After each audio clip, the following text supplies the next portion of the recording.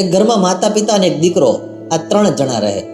દીકરો નાનો હોય છે, સ્કૂલે જતો હોય છે, એટલે દરરોજ સવારમાં એની માટે નાસ્તો કરે, ટિફિન તૈયાર કરે અને આંગળી પકડીને શાળાએ મૂકવા માટે માં જાય.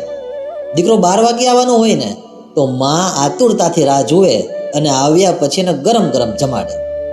આ જ એની દિનચર્યા, અને આ દિનચર્યા 21 વર્ષ સુધી ચાલી. દીકરો મોટો થઈ ગયો અને એ દીકરો આજે નોકરીએ જતો થઈ ગયો છે. સવારમાં 7 વાગે જાય અને 8 વાગે આવે. એક દિવસ એ દીકરાને કોઈ કારણસર બહાર ગામ જવાનું થયું. રાત્રે મીટિંગમાંથી મોડો આવ્યો.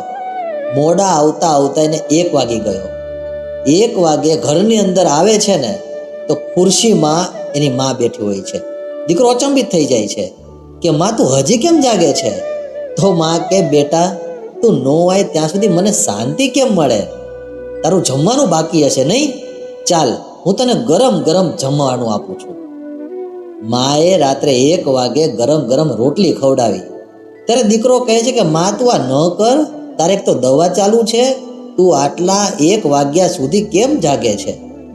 પછી દીકરાને જમાડી દીધા પછી માં થાળી લે છે. તો દીકરો કહે માં તારે જ જમવાનું બાકી છે? ત્યારે માં કહે હા બેટા બાકી છે. દીકરો પૂછે તારે જમી ન લેવાય? તારી દવા લેવાની બાકી હશે, હવે કેટલું મોડું થઈ ગયું? માએ જમી લીધા પછી કીધું કે બેટા, તને જમાડ્યા વિના મને કોળિયો કેમ ગળે ઉતરે? દીકરો આ સાંભળીને રડવા લાગ્યો અને કહે છે કે તારું આ ઋણ હું કયા જન્મમાં ચૂકવીશ? સાહેબ, દીકરો નાનો હોય કે મોટો હોય, માનો પ્રેમ હંમેશા સરખો જ રહે છે.